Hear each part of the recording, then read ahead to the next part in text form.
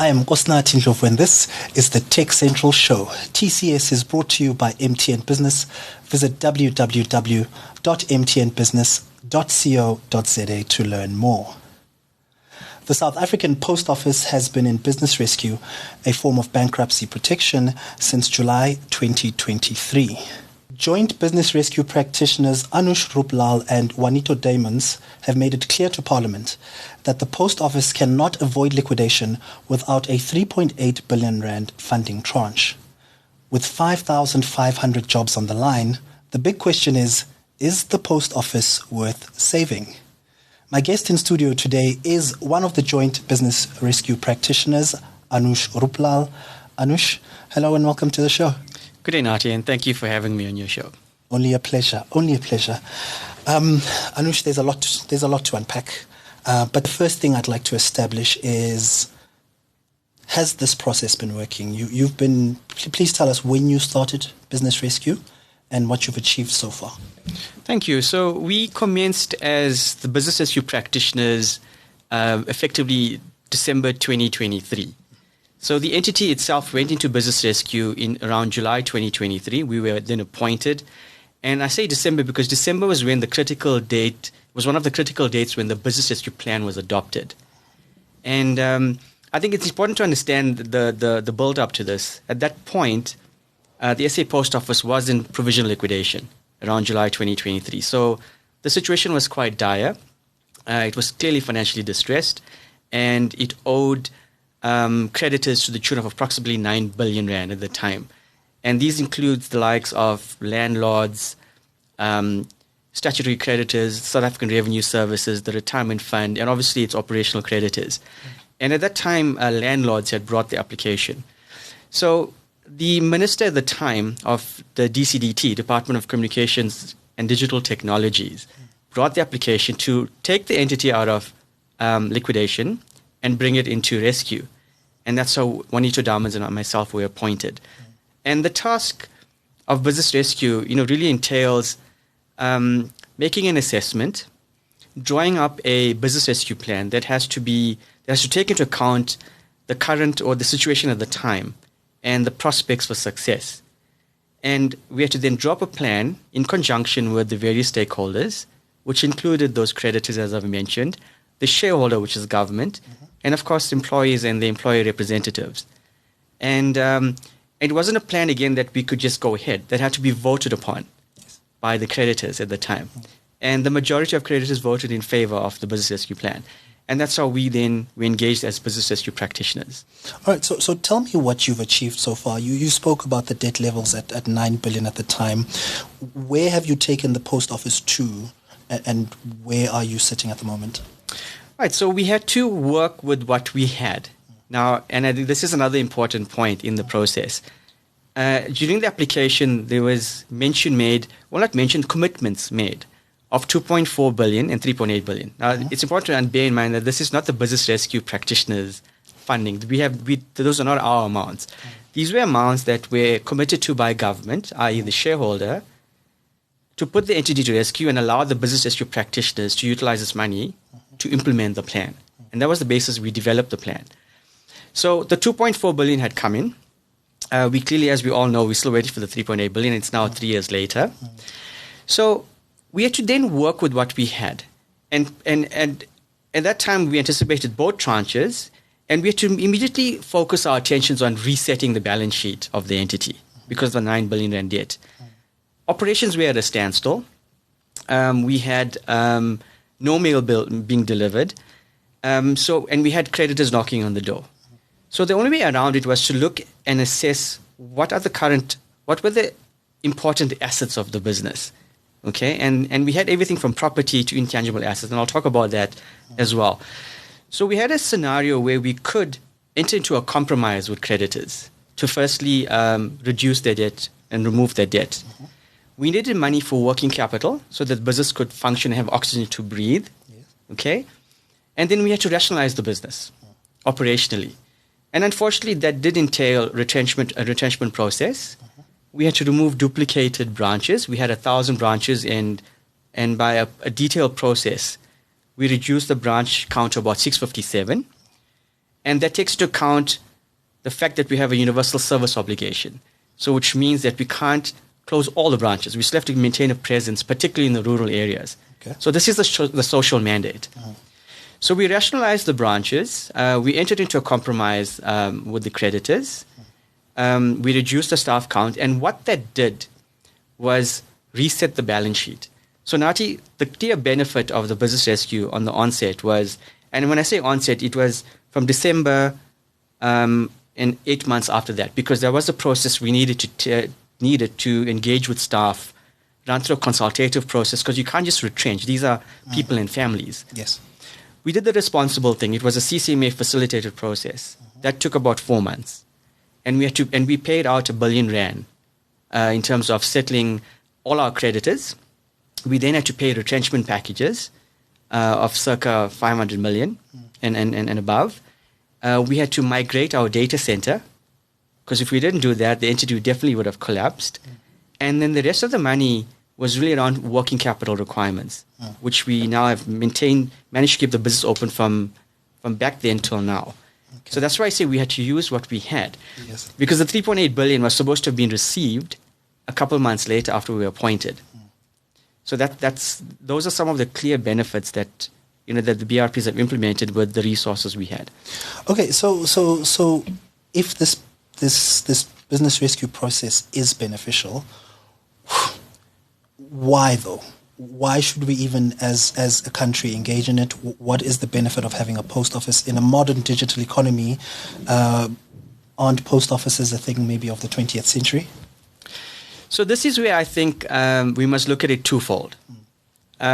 Firstly, every country has a postal operator, a designated postal operator, and South Africa is one of them. And if we had to close down and liquidate the post office, we'd be one of two countries, firstly, that doesn't have a designated postal operator. So there's an international context, right? Secondly, if I look at the domestic and the relevance of the post office, what is the relevance? And we keep on measuring, using the yardstick of traditional mail to say, do we really need traditional mail? That's not the right yardstick to say, well, what is the relevance? The relevance is forward-looking, okay? It's common cause. Everyone knows globally. We're not unique in the situation. When I say the post office is not unique, every country has had this challenge of declining conventional mail volumes. But the other countries were quick to react to that. They were preemptive. They diversified into courier and parcels, into digital services, financial services. And that's exactly what we premised our global benchmarking to other post offices. And again, in terms of what this SA post office needs. Yes. It's around diversification. But for citizens, it's about making it relevant to be just more than going there to send a parcel. It's also communication inclusion. We talk about financial inclusion, but for people on the ground, it's communication inclusion. These are people in the rural areas that may not necessarily have an access to a smartphone or a tablet, and if they do, they don't have access to the Wi-Fi, the data. So this is where you could make the post office as Wi-Fi hotspots, offering free Wi-Fi. Coming in and being able to not just transact in sending a parcel, but getting your young son or daughter to come and send a CV, not physically, but by emailing, giving them an email account. We also are the custodian of the National Address Database. So with that, we can get citizens to come in and transact on a variety of things. Like for another example is getting your passport. And that's other government services coming in and fitting and using post offices as a central hub, even for business. So this is a good idea, and you've said this, that other governments were perhaps preemptive and they saw this coming and they pivoted in time. But what do you say to the argument that perhaps that ship has sailed for the post office? Some would say that, listen, the private sector is already plugging the gaps that the post office should have been plugging 5, maybe 10 years ago. This one gets a bit contentious because, and I'd like to start with saying that rightfully so, the post office had an exclusive license to deliver all parcels less than 1 kilogram. So whether other private operators are doing it, and in my view, they're doing it illegally, because the law as it stands, as well, since it was changed now in the last couple of months, the law as it stood, should I say, was no other operator, private or otherwise, should be delivering these parcels less than 1 kilogram. It was the sole domain of the post office. And historically, there were partnerships with some of these private operators that post office sub-licensed this function, and the post office was earning license fees, and someone was still delivering the parcels. So unfortunately, this continued. It didn't bode well. So that was clearly not favoring the post office. Okay. Yeah. So that's the one part. Yes. But now, okay, so say the post office then modernizes and becomes this new age entity and it is viable. I mean, if the post office is, as you say, a potentially viable entity, why isn't the funding sought elsewhere? Surely if it's viable, then private entities can also see that it's viable. They might be willing to inject funding into it. Why are you only looking at government? It's not necessarily government okay, sorry, let me rephrase this. Yes. There are certain constraints that's been placed on the business rescue practitioners, and I have to talk in the context of business rescue as a process, right? So business rescue is governed mostly by Chapter 6. In fact, by Chapter 6 of the Companies Act. So it specifies what an entity must do to get into business rescue, how it gets into that process, what the creditor rights and the affected parties' rights and obligations are, how to appoint even a business rescue practitioner, and what the roles and duties of the business practitioner is. Okay? So that sets out the roles and obligations and what the rescue practitioner must do. I think we should start this one again. Sorry. Okay. Okay. I'll just give you the question. Yeah. All right. So, I mean, even if the post office becomes this new age entity that you say is viable, if it's so viable, why must government be the one to fund it? Why can it not seek funding elsewhere? Thank you, Nathi. So the process for appointing and placing entities into business rescue is governed by Chapter 6 of the Companies Act. It sets out literally all the requirements from placing an entity into rescue to what a business rescue practitioner must do and how the process must be managed. So in a typical business rescue, and when I say typical, this is one that's not governed by the public sector, because we have what is called the PFMA, Public Finance Management Act, which is a good act for managing the finances generally in the public sector, but not so great for business rescue practitioners. Because the PFMA trumps the Companies Act. So where business rescue practitioners would ordinarily be free to borrow, because we will have full authority to borrow monies externally, to sell assets. We don't really need other permissions because you have all of those powers. Yes. So PFMA comes and trumps all of this.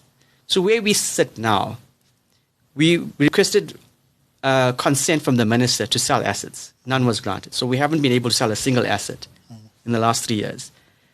We also requested consent to borrow money from the external market, seeing that the shareholder wasn't able to fulfill its commitment. That consent was not granted. Okay? Then you bring on, and it's a unique shareholder because they also set the rules and policies, right? They implement the policies around this. And as I've mentioned about the sub 1 kilogram. So that was also then taken away. So you have a very unique and almost a weird scenario, which is very limiting on a BRP. So what you could ordinarily do, we can't do because we would have done so much more. Now, the 3.8 billion never came. We're not allowed to borrow. We're not allowed to sell assets. Yes. The momentum that we gained in the initial stages of the business rescue process started to wane down because we had put things into motion, various streams to get these immediate benefits on the first part of the business rescue plan. And the second part, which was the important part, the 3.8 billion, was to do the infrastructure renewal. Yes. Once we did that, you were then in the clear. Maybe not totally, but you could bring the post office up to a competitive level where at least its infrastructure is at a base level that could invite meaningful partnerships. That was the plan. Let's talk about these partnerships because, I mean, there was a request for interest where I think there were more than 100 responses asking for private entities to say how they could perhaps partner with the post office in kind of a meaningful way. What were some of the highlights of that process? So I just want to start off by saying that the BRPs have actively pursued partnerships, right? And we've explored it. Our business rescue plan says we must explore partnerships, and we did. In fact, we've already done 2 smaller partnerships, and that was on the digital side of the business in terms of a digital platform to send things like e-registered emails and so on. And there was a smaller partnership on our existing properties. Okay? Small but meaningful, with potential to grow. What we found was partners were not willing to partner until they could see the infrastructure at a certain level. So I just want to clarify that it's not like we're only looking at partnerships now. The BRPs have always looked at partnerships. The department, the DCDT, together with BRP's management and now the DBSA, that's when a joint task team was created. That was last year to then explore this thing to a full extent. And that's how the RFI process was issued in December of last year. It is a light touch process. It was sent out to gauge the interest in the market, to see if there was interest and willingness to partner in whatever shape or form. And that's how we got the 100 submissions, or the 90-odd submissions with over 100 proposals. And it's encouraging, but it's a light touch. It doesn't give you binding. It's a non-binding process. Okay. So all we could do was gauge interest. So there were 5 clusters. We clustered this into 5 areas. And like for example, one of them is e-commerce and the Korean parcels. The other is property. So there's a lot of very different interests, but no one's really committing money. There was no partnership that's willing, or that we could see, that said, we're giving you X amount. That hasn't happened.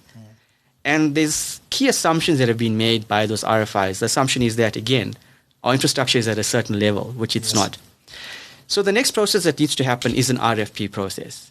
That's where it's more specific, it becomes more committal, and it gets then interested parties to submit focused proposals to respond to the RFP. Okay. And from there, it's a more binding process. It's a more structured, tangible process to say, well, if you're doing a partnership, you need to be more specific, more technical. Okay. You need to also demonstrate how the value and what the value add is. Yes. So it's an intense answer, but it's an intense process. So looking at this 3.8 billion, you said part of it is to upgrade physical infrastructure and get it to a certain point. Could you speak to me about the digital infrastructure then? Surely this is also to upgrade IT systems so that other companies, whether they be couriers or whoever, can also plug into the post office. 100%. And that's why I made the reference to the the other global operators, right? Postal operators. There was investment in not just physical infrastructure, digital infrastructure. And that is key for the digital services that the post office needs to pivot into. So absolutely, things like your ERP system, right? Your basic software at branches, things like the ability to make cashless payments. Yes. Your PIN pad upgrades, software. More intelligent software and IT architecture or a tech stack that allows partners to plug and play. That's the level we need to get to. That's the type of infrastructure spend that we need to incur. So since it's been 3 years now since you've been expecting this funding. It hasn't come. How are you paying salaries and your other various bills? Nathi, it's been extremely difficult. It's been a tough call for us. And that's why when you asked about the success, our success extends just beyond resetting the balance sheet. Yes, it's 9 billion of liabilities that we no longer have. The entity it's been solvent after a long time. In other words, its assets exceed its liabilities. We've caught up on all our payments to staff, medical aids. That's all up to date. So those are the clear benefits that we've brought to the table. But with the lack of funding, we had to then, unfortunately, like I said, it slowed the momentum. We had to go back into an austerity mode, which is not ideal for progression. Yes. If you look at the bigger picture of what we want to do, right, it doesn't allow you to pivot into this diversified business. Now all you're doing is managing the day-to-day. You're putting everything under austerity. You're trying to do the best of what you have. So we had to really switch into that mode. We had to intensify other initiatives like chasing outstanding monies, being more frugal in terms of spend, deferring whatever little capex we wanted to do. We had to defer those projects. So you really put the entity back into preservation mode, in anticipation of the funding to then get to do what we really needed to do. And again, it's 3 budget speeches later.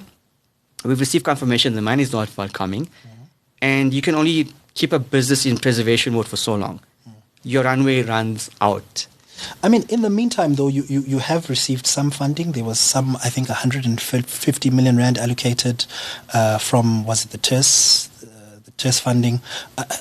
What have you been doing with those allocations? And yes, thank you for reminding me. That's the other critical way of how we kept the business alive. Yeah. Sorry, I forgot to mention the TERS funding. Yes. That's the other initiative that the BRPs were proactive in, together with the department. And we got funding there that TERS assistance for 6 months in 6 tranches, and it was about approximately 300 million in total. Oh, okay. So that helped the salary bill every month.